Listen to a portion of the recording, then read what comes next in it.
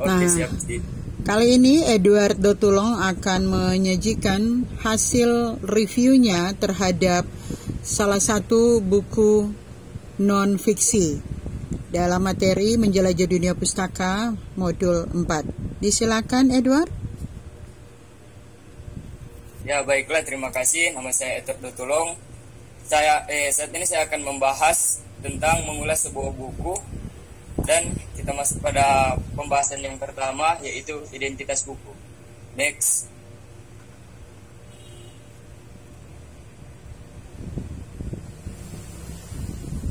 Next.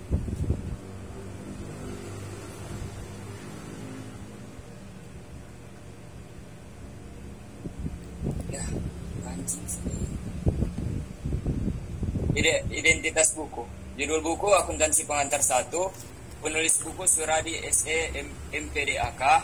Penerbit buku Gava Media. Kota terbit Yogyakarta. Tahun terbit 2009. Cetakan pertama. Tebal buku 263 halaman. Bahasa memakai bahasa Indonesia. ISBN 978. Coba sampaikan ulang lagi Ya, identitas bukunya, coba disampaikan lagi nak. Kita masuk pada pembahasan yang pertama, identitas buku. Judul buku Akuntansi Pengantar 1. Penulis buku Suradi SE MPDAK. Penerbit buku Gava Media. Kota terbit Yogyakarta. Tahun terbit 2009. Cetakan pertama. Tebal buku 263 halaman. Bahasa memakai bahasa Indonesia. ISBN 978 979 1078 825. Next.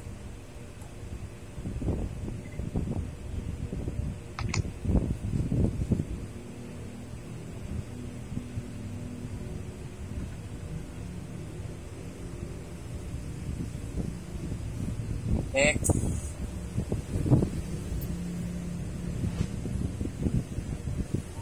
Bridley, Orientasi. boleh Bridley, nextnya.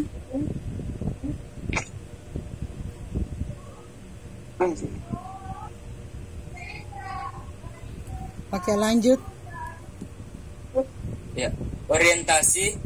Buku ini ditulis oleh Suradi SE MPDAK. Ia adalah seorang pegawai Departemen Keuangan yang lahir di Sragen 25 Oktober 1963. Beliau memulai karir menjadi pegawai Departemen Keuangan dari golongan 2 pada 1 Maret 1986.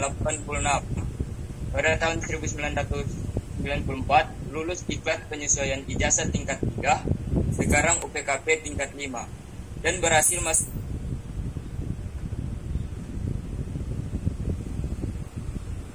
Next.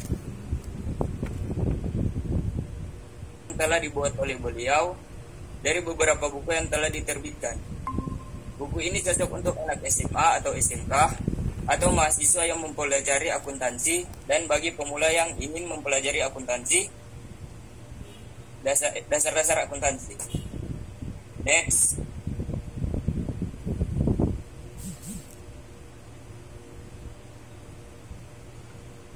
Next.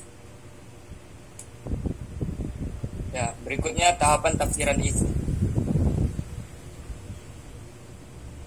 Buku Akuntansi Pengantar 1 ini menjelaskan bagaimana memahami akuntansi secara tuntas dan mendasar agar dapat menyusun laporan keuangan secara baik dan benar. Selain itu juga membahas akuntansi secara lengkap. Adapun pokok-pokok bahasan yang dicakup dalam buku ini meliputi akuntansi dan sistem informasi, proses pencatatan, jurnal penyesuaian, penyelesaian siklus akuntansi, akuntansi perusahaan dagang, dan yang terakhir membahas aktiva tetap. Penyelesaian siklus akuntansi mulai dari tahap-tahap yang diperlukan dalam siklus akuntansi, tahapan dalam membuat neraca lajur, proses penutupan buku melalui jurnal penutup dilakukan pada akhir suatu periode akuntansi. Pikiran tujuan dari neraca saldo. Tujuan dari pembuatan neraca saldo ini untuk mengecek keseimbangan dari saldo-saldo akun. Pendekatan yang digunakan untuk menetapkan ayat jurnal koreksi dengan membandingkan jurnal yang salah dengan jurnal yang benar, mengklasifikasikan neraca, dan jurnal balik kebalikan langsung dari ayat jurnal penyesuaian yang telah dibuat sebelum. Next, evaluasi. Terlebih Nak. evaluasi. Tujuan buku ini memberi panduan kepada sang pembaca tentang dasar-dasar akuntansi. Bahasanya mudah dipahami dan juga buku ini disusun buat pemula yang ingin belajar akuntansi sehingga isi di dalamnya menarik dan mudah dipelajari. Di dalam buku ini terdapat teori-teori dan juga soal-soal yang dilengkapi dengan kunci jawaban. Kelemahan buku ini kurangnya contoh-contoh soal yang membuat si pembaca sulit dalam mengerjakan latihan soal. Saran, seharusnya buku ini memperbanyak contoh soal, karena contoh soal adalah sesuatu yang penting dan dianggap dapat membantu para pembaca dalam mengerjakan latihan soal. Penambahan berbagai kuis juga dirasa baik untuk kemajuan buku ini, karena akan semakin lengkap dan menjadi buku yang berkualitas. Dan yang terakhir, rangkuman evaluasi. Buku ini sudah sangat lengkap, layak untuk dibaca, dan layak dibeli sebagai referensi bacaan mata kuliah yang mendapat pengantar akuntansi. Buku ini juga bagus dan cocok bagi yang kurang memahami pelajaran mengenai pengantar akuntansi. Sarankan membeli buku ini, karena buku ini menurut saya sangat berguna dan pasti akan berguna bagi siapa saja yang membaca, apalagi yang membutuhkan. Sekian, terima kasih. Salam Merdeka Literasi. Iya. Baik, terima kasih Edward ya. Sudah dibantu oleh Bredoy Timotius.